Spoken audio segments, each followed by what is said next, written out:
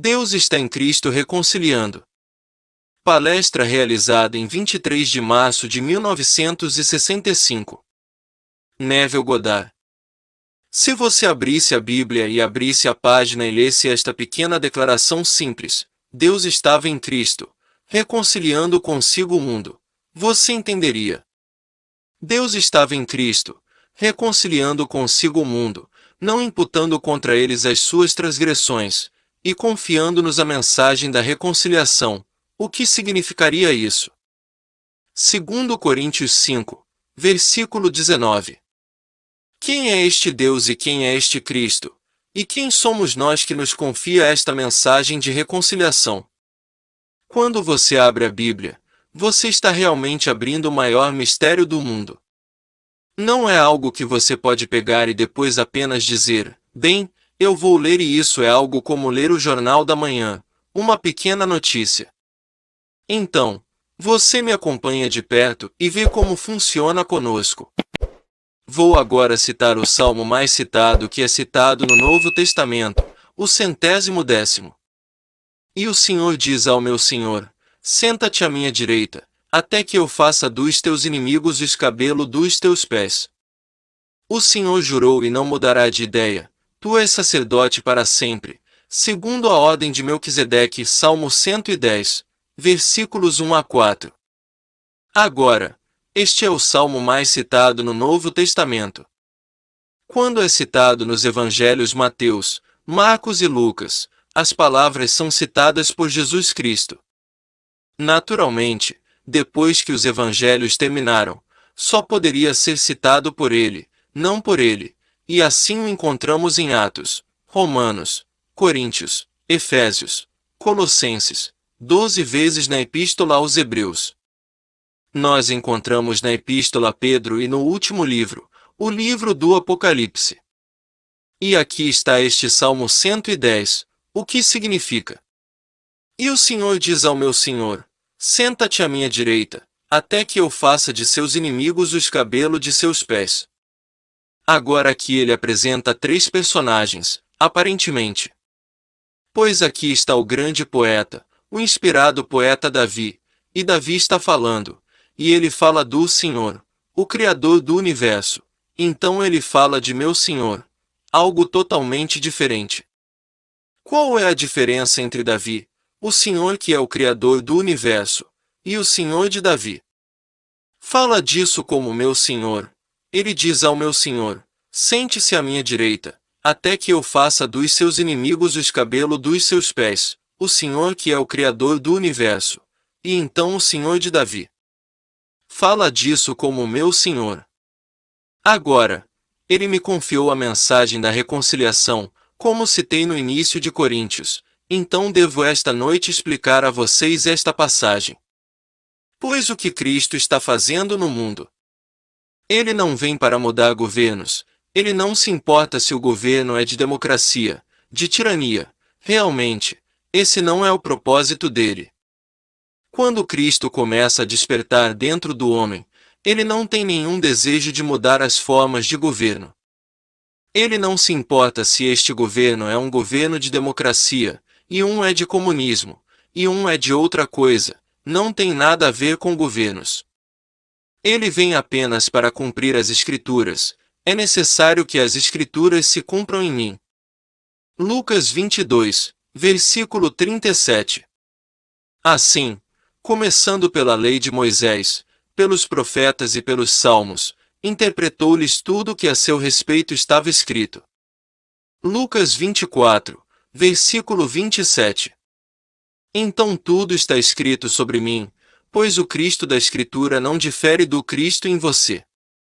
O Cristo em você é sua própria imaginação humana maravilhosa, esse é Cristo. Assim, a imaginação divina é limitada no homem como a maravilhosa imaginação humana do homem. Agora voltamos, o Senhor, isso é Yod, Re, Val, Re, o grande eu sou, diz ao meu Senhor, essa palavra é Adonai, que é frequentemente usada como um substituto para Yod, Re, Val, Re, coisa. Eles não diferem em substância, não diferem em nada além de uma chave baixa. Deus se abaixa, esvazia-se de seu ser divino e se torna homem, a maravilhosa imaginação humana do homem. Filipenses 2, versículo 7. E esse estado limitado é chamado de Cristo Jesus. Então ele desce e se torna homem, e este é Cristo Jesus no homem. Agora, sente-se aqui à minha direita, até que eu faça dos seus inimigos o escabelo dos seus pés.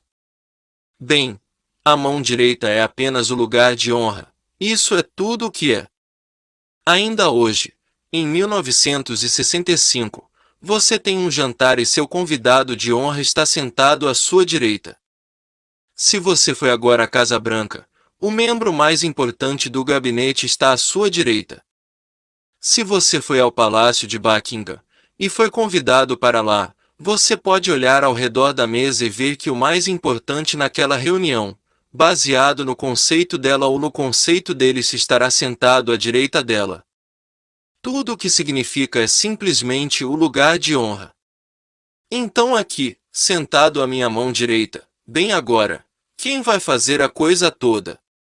Ouça as palavras com atenção. O Senhor disse ao meu Senhor, dois estados completamente diferentes, aparentemente.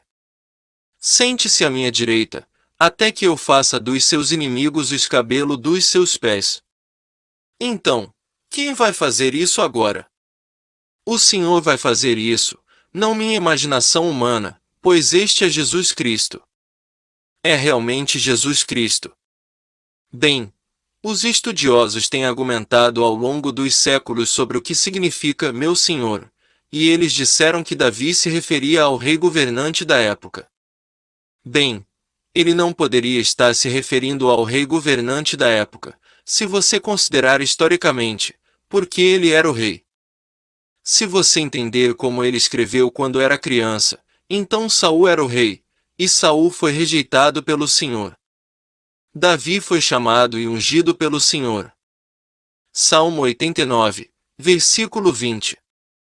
Então você não pode dizer que Saul era rei e você não pode dizer que havia outro rei, porque Davi reinou até o fim. Ele não morreu rei e alguém reinou. Ou seja, não se viu expulso do trono, reinou até o fim. Então, como os estudiosos podem dizer que ele está falando do rei? Outro estudioso disse que estava falando de um ser visionário, alguma figura visionária, em outras palavras, o Messias de seu sonho. Isso se aproxima. Mas isso não é história secular, é algo totalmente diferente. Então, de quem ele está falando? Este é um mistério. Há três personagens, a Davi, o Senhor, Yoda, Re, Val, Re, que é eu sou, e então o meu Senhor, que é o Senhor de Davi. Bem, quem é o Senhor de Davi? O Antigo Testamento é um grande ponto de interrogação para o qual o Novo Testamento dá a resposta. Para encontrar a resposta para isso você vai ao Novo Testamento. Então vamos primeiro aos últimos livros, vamos ao capítulo 22 do livro de Mateus. Você pode encontrar isso no 22 de Mateus, 12 de Marcos e 20 de Lucas, a mesma história, e as palavras são colocadas na boca de Jesus Cristo.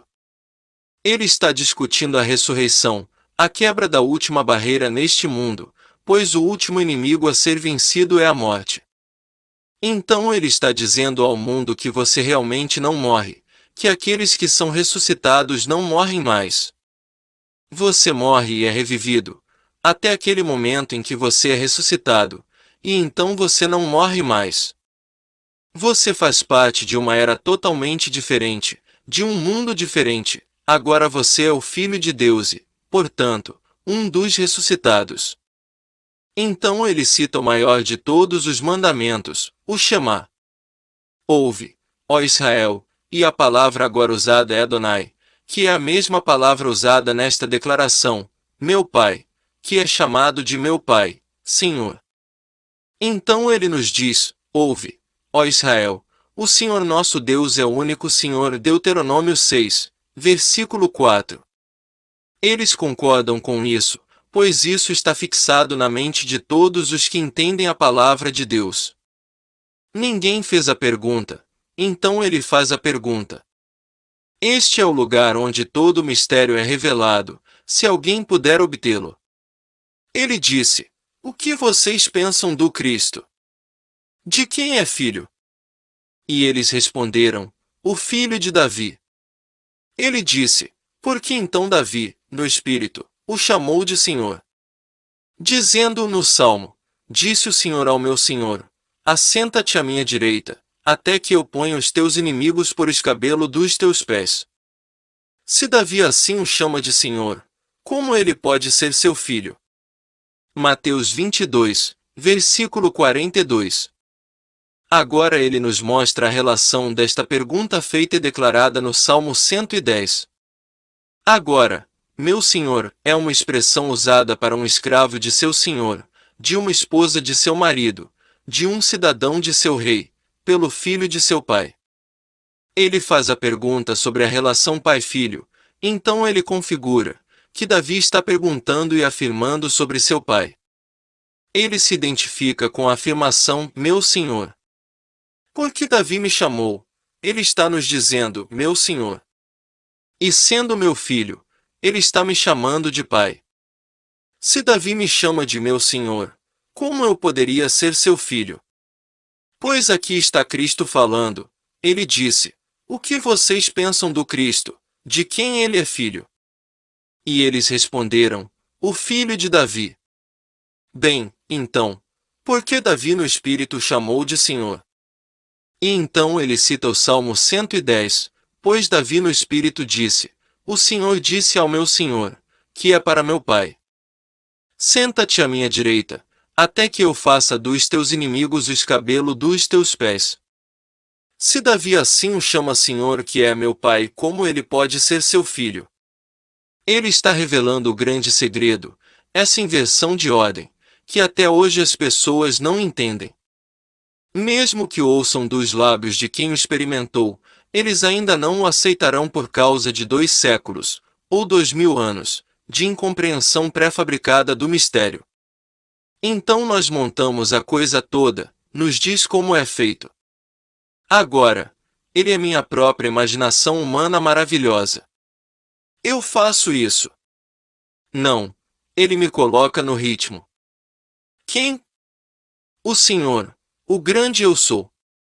Disse o Senhor ao meu Senhor, a imaginação divina disse à minha imaginação, sente-se à minha direita, tome o lugar de honra, até que eu faça de seus inimigos o escabelo de seus pés. E então eu sou posto através dos passos, não tem escolha no assunto, absolutamente nenhuma. Mas eu sou um com aquele que está me fazendo passar, nós somos um. Ele se trancou em mim para esse propósito, para expandir seu poder criativo. E quando a vitória acabou, eu, como homem, não ganhei a vitória. Estou unido ao vencedor porque somos um. Nós éramos um no começo, somos um no final. Ele está simplesmente trabalhando em si mesmo, então ele se rebaixa em mim, ele se rebaixa em nós, e trabalha em si mesmo. O final, quando a vitória é conquistada, estou unido ao vencedor. E esse é o mistério. Então, neste Salmo 110, bem, como ele faz isso? Ouça este agora. Ele diz, eu vim apenas para cumprir as Escrituras, cumprir a lei de Moisés, os profetas e os salmos. Então, enquanto estamos nos salmos esta noite, tomaremos outro. Tomamos o Salmo 24. Do Senhor é a terra e a sua plenitude, o mundo e os que nele habitam. Quem subirá ao monte do Senhor? E quem ficará no seu lugar santo? Então vem a resposta, aquele que é limpo de mãos e puro de coração. Salmo 24, versículos 1, 3 e 4. Mas como faço isso? Eu vou fazer minhas mãos limpas. Como eu faço isso? Eu não tenho que pensar nem por um momento como fazer isso, porque Deus está trabalhando em si mesmo. Isso é tudo. Ele me coloca em todos os passos que um homem jamais poderia conceber, e eu falho. Eu reprovei em todos os testes que ele me deu quando eu estava com a chave baixa. Então ele quebra o feitiço e ele me expande, e então eu apresento a resposta para cada teste que no começo eu reprovei. Eu não tenho que me testar.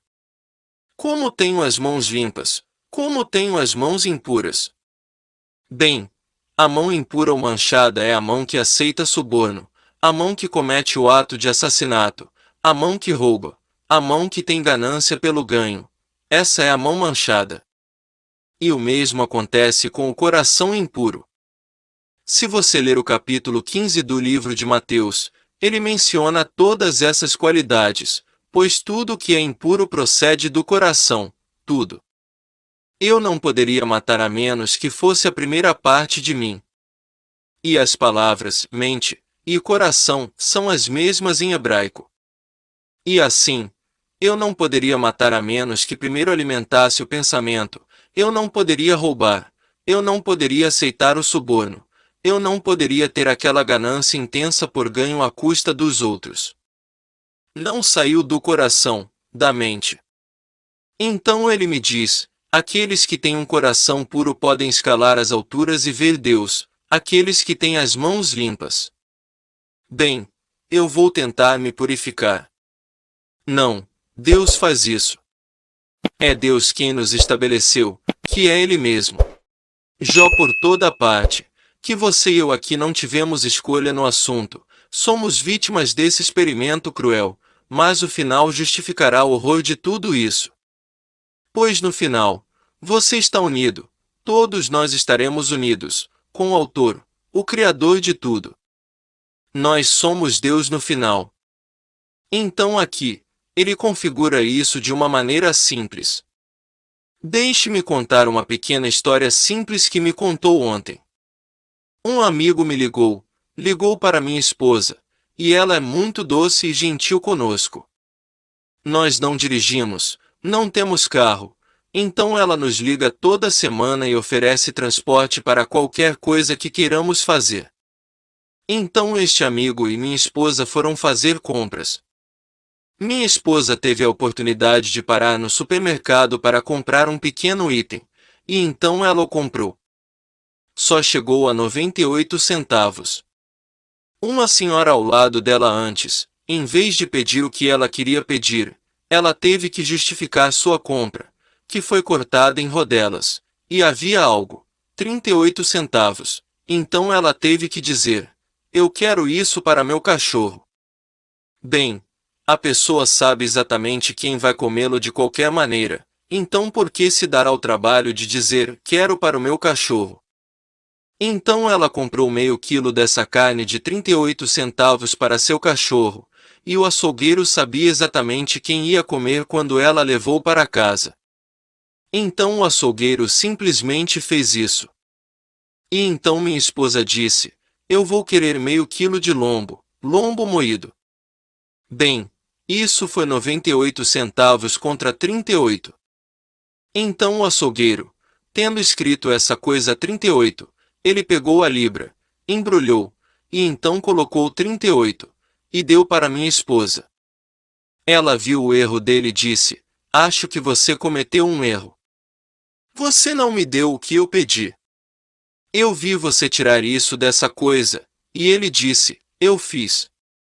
Bem, então você só coloca 38 centavos, deve ser 98 centavos.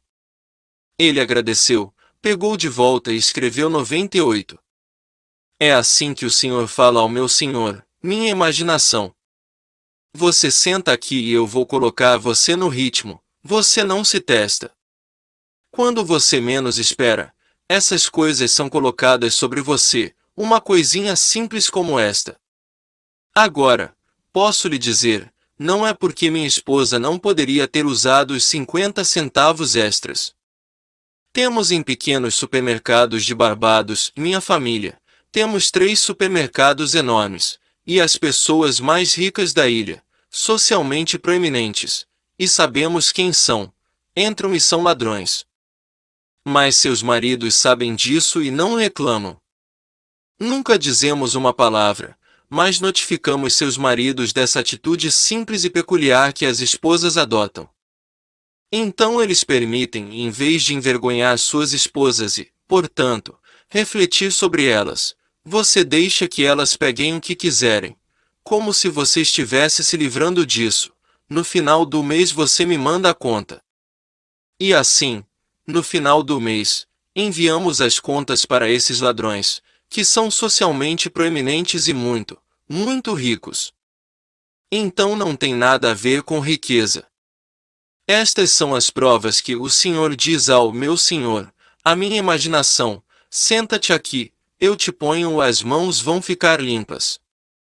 Eu poderia colocar qualquer coisa diante de você e não seria uma tentação. Se você está morrendo de fome por falta de $1 e há $1 que você pode pegar ilegalmente, você não aceitaria.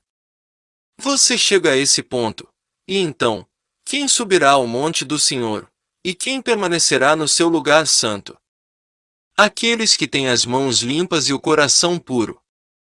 Todas essas coisas, posso lhe dizer, nós experimentamos, e todos nós passamos por elas, nenhum irá falhar. No final das contas, a recompensa, se você pode chamar isso de recompensa, por todos os horrores pelos quais você passa é que você está unido ao próprio Deus. Só existe Deus. A coisa mais difícil neste mundo para o homem acreditar é que Deus está desempenhando todos os papéis. Porque ele desempenha todos os papéis e tendo sido reprovado em todos os testes e depois passado em todos os testes, ele pode dizer: Pai, perdoe-os, eles não sabem o que fazem. Se ele não tivesse sido reprovado em todos e depois passado em todos, ele não poderia perdoar a todos. Mas ele foi reprovado em todos os testes neste mundo que você e eu fomos reprovados, e cada teste será dado de novo e de novo e de novo, e cada teste que você e eu passaremos. Estamos aqui apenas para cumprir as Escrituras, isso é tudo, para passar no teste das Escrituras, para passar no teste do mundo. Se esta noite eu fosse um bilionário, o que realmente importaria? Vi na atual revista Time esses 2 bilionários. Não lembro o nome de um, o outro é Gary. Lá estão eles nariz a nariz. E quando você lê a pequena história, ambos estão realmente com os 2 pés na cova, de qualquer maneira. Este outro eu não sei, um nome grego ou algum nome armênio, algum nome dessa natureza, e quando lhe perguntaram o que discutiam, estavam discutindo petróleo e os 20 ou 21 mil dólares por momento. Enquanto eles estavam lá, eles estavam ganhando isso cada um. Enquanto eles estavam nessa discussão, eles estavam trazendo 21 mil dólares em dinheiro real. Ele perguntou, a pergunta foi feita a ele, e ele disse: o que mais há para discutir? Bem, esse é o seu atual nível de consciência. Ele está completamente certo, e não o mude. Ele vai amanhã ou 10 anos a partir de agora ou em um futuro não distante, fazer sua saída deste mundo e ser submetido a outro teste. Então deixe-o ganhar seu bilhão hoje, e 20 mil dólares chegando a cada momento neste mundo fabuloso deles, em dólares e centavos. E ele se perguntou: há mais alguma coisa para discutir além de ganhar dinheiro? Tudo bem, então eu digo: Deus está em Cristo. Cristo é sua própria imaginação humana maravilhosa, reconciliando o mundo consigo mesmo, e agora ele nos confiou a mensagem da reconciliação. Então ele me confiou a mensagem. Bem, qual é a mensagem? Eu lhe direi: Cristo é sua própria maravilhosa imaginação humana. E embora você passe por todas as fornalhas do mundo, encontrando provas que você não esperava porque o Senhor, o grande eu sou, está fazendo você passar, enquanto você espera por elas ou passa por elas, você pode usar o mesmo poder com chave baixa neste nível. Para Deus a imaginação suprema e a imaginação humana de Deus são um, eles não são dois. Então, neste nível, você e eu simplesmente imaginamos coisas adoráveis para os outros e as vemos acontecer. Você e eu passaremos no teste.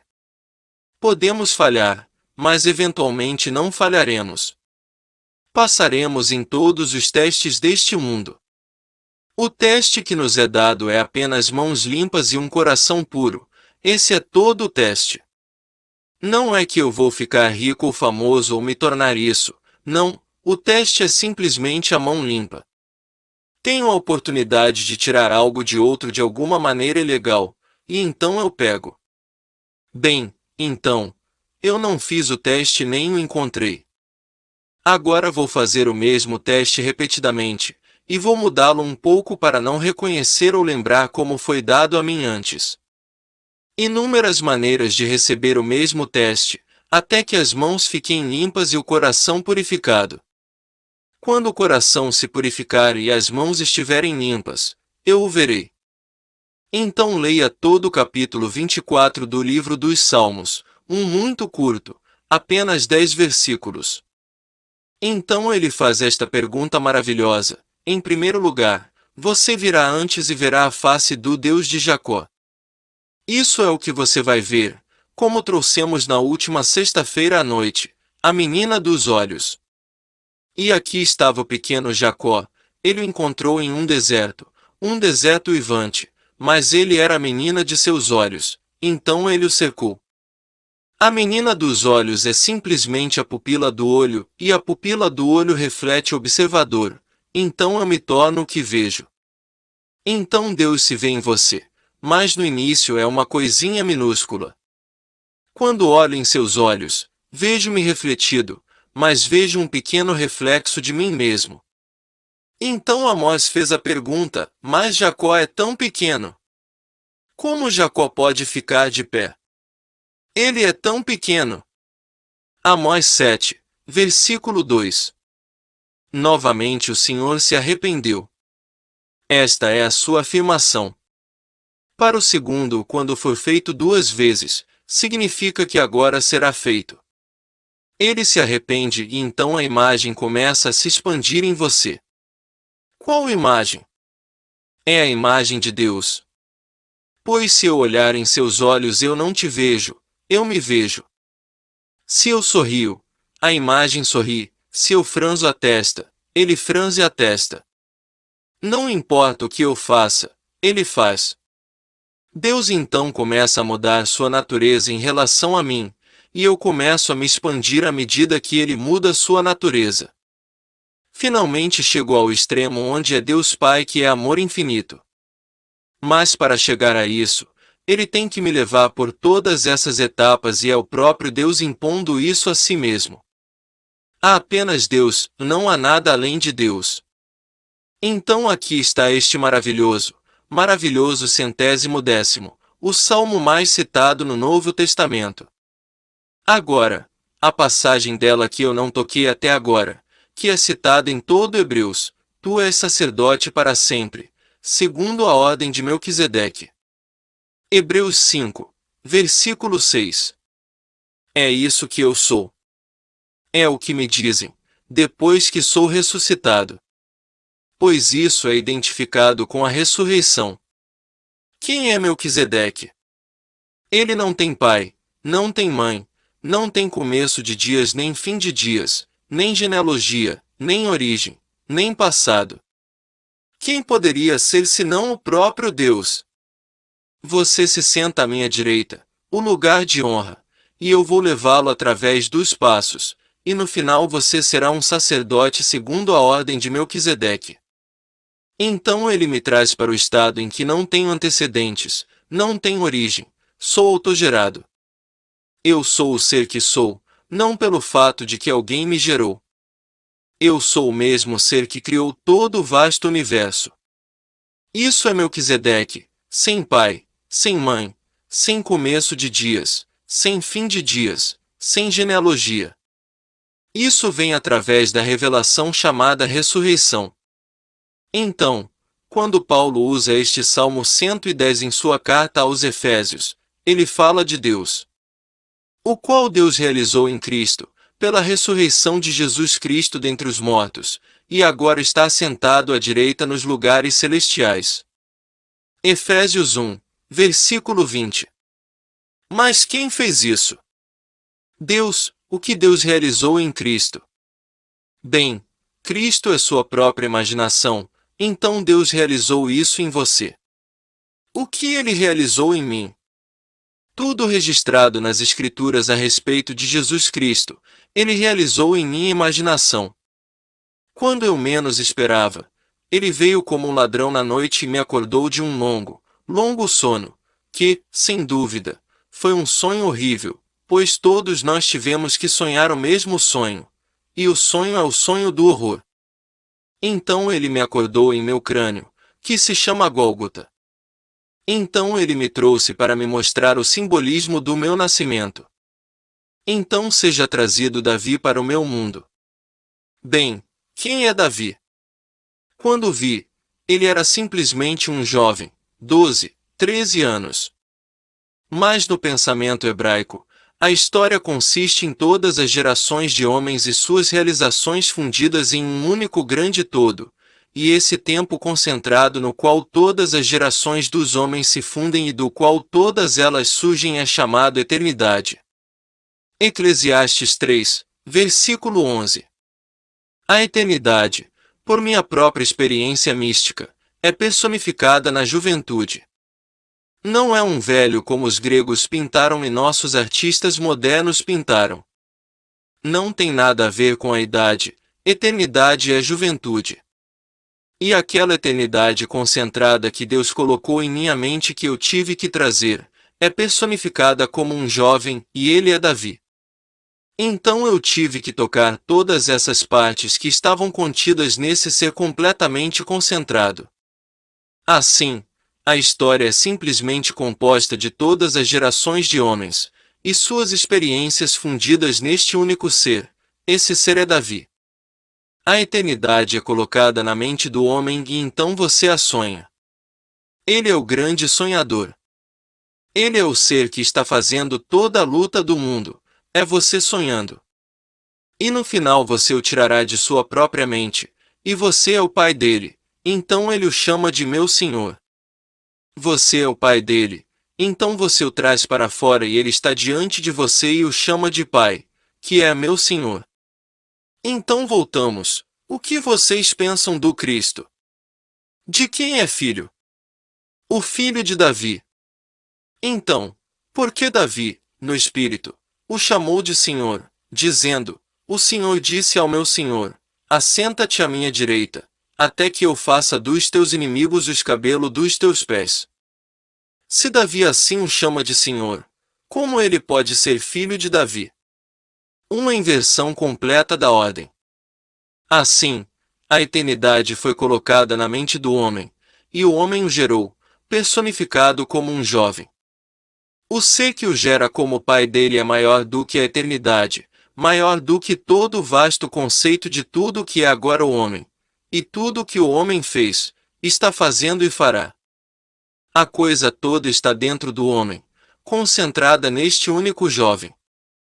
E depois de ter tocado todas as partes, você não será reprovado eventualmente, você passará em todos os testes eventualmente até que as mãos fiquem limpas, e o coração fique puro. Quando o coração é puro você vê Deus. Quem você vê? Você mesmo, elevado agora ao enésimo grau de beleza e majestade. Isso é o que você vê, seu próprio ser. Então você se coloca em todos os ritmos com o propósito de expansão da criatividade. E esta é a história. Ele disse: Eu só vim para dizer a vocês e cumprir as Escrituras. Então ele interpreta as Escrituras e cumpre as Escrituras. Ele não tem outro propósito além disso. Vir ao mundo para mudar esta forma de governo por outra forma de governo, ou impor minha vontade ao homem. Não. Leia estes 2 salmos. Digo-vos que são tão bonitos, a música neles, a beleza. E eles são tão curtos, um tem apenas 7 versos, um tem apenas 10. Ele vem como se chegasse a uma parede e agora personifica um portão. Ele disse: Levantem suas cabeças, ó portas, e levantai as vossas portas, ó portas eternas. Novamente eles perguntam: Quem é este? Mas a última, e está é a recompensa, aquele último lindo verso, quando ele disse: "Quem é este Rei da Glória?" E então ele responde: "Ele é o Senhor dos Exércitos, que é o Rei da Glória." Quem é este Rei da Glória? E então ele responde completamente, muda todo o clima, só um Rei da Glória. Salmo 24, versículos 7 a 10. Mas essas cabeças não são altas o suficiente para deixar entrar a glória, os corações não estão suficientemente purificados, as mãos não estão limpas o suficiente. Finalmente, todos têm que se elevar dentro de si. Quando ele é elevado, então a glória pode passar, porque ele é a porta. Quem é a porta? Eu sou a porta. Aqueles que vieram antes de mim são ladrões e salteadores. Eles não podem entrar, porque eu sou a porta. João 10, versículo 9. A porta deve ser levantada, o portão deve ser levantado. Então, aqui, pode parecer uma noite de conversa espiritual, mas, posso lhe dizer, o que é mais profundamente espiritual é na realidade mais diretamente prático. Então, esta noite, você sairá, espero, com o coração mais leve. Mas você não vai consertar o teste por si mesmo. O teste virá quando você menos esperar. Esqueça o teste, ele virá. Você sai determinado a pegar esse princípio maravilhoso e usá-lo com sabedoria, para mudar para melhor a vida de todos que conhece. Você ainda será dado o teste, então não pense sobre o teste. O teste virá. Em uma coisinha simples como tentar, e certamente o açougueiro nem por um momento pensou que estava cometendo um erro. E se ele cometeu um erro, o dinheiro não era dele, era da Food Giant. Ele não teria conhecimento disso. Ela fez a pequena compra, e daí? 98 centavos. Mas ela viu a diferença entre o que ela comprou, que era 98 e 38, e ela chamou sua atenção para isso, e ele disse: "Oh, obrigado", e então escreveu 98 em vez de 38. Ele ficou confuso com quem estava comprando para ela, chamado de o cachorro. Então ela estava fazendo sua pequena parte também. Ela falhou em seu pequeno teste, porque o orgulho a pegou. E nos é dito nestes dois salmos, falando de falso orgulho, que não entrega sua alma à vaidade, isso é parte do Salmo 24, versículo 4, não eleva a vaidade. Bem, isso certamente era vaidade. Quem se importa? O açougueiro não me conhece, não a conhece, não conhece ninguém. Eles conhecem você, mas não realmente. Você vê o rosto familiar, então ele te serve como deveria, mas, na verdade, ele realmente não se importa. No final da semana, vai ser tanto se ele vende ou não, e então ele vai fazer parte desse estabelecimento. Ele é um sindicalista. E assim, você fará todos os testes. Mas não trace o teste, você não pode plotá-lo. Não tente superá-lo, deixe-o sozinho. No final de sua jornada, você também clamará: Pai, perdoa-lhes, eles não sabem o que fazem porque eles não foram expandidos o suficiente para atender a esse teste. Amanhã, um teste semelhante virá, e eles o enfrentarão sem pestanejar. E outra prova virá, até que finalmente chegue ao limite de expansão, as mãos estejam limpas, o coração puro. E então quem você vê? Você vê o rosto do Deus de Jacó, aquele que me encontrou no deserto uivante e me envolveu com seu amor e cuidou de mim. Ele é o único. Se você não esteve aqui na sexta-feira passada, esse é o capítulo 32 do livro de Deuteronômio, versículo 10. Ele o encontrou no deserto, envolveu-o com seu amor, cuidou dele, pois ele era a menina dos seus olhos, portanto, logo se estabelece a relação, o pai-filho. Mas no começo, o filho é tão pequeno, uma coisinha minúscula na pupila do olho. Então o pai se arrepende de ser tão pequeno e o expande. Você não pode expandi-lo sem colocá-lo nos testes. E então ele reprova e ele reprova e ele reprova, e então você o expande, e então ele passa no teste. E, finalmente, bem no final, ele é um com o sei que o contempla. Então Blake, por toda Jerusalém, usa essa expressão com tanta frequência, e eles se tornam o que veem. Então, no final, Deus que está me vendo me expandiu para realmente me encaixar em seu molde, e eu sou realmente sua imagem. Então sou declarado filho de Deus por causa da minha ressurreição dos mortos.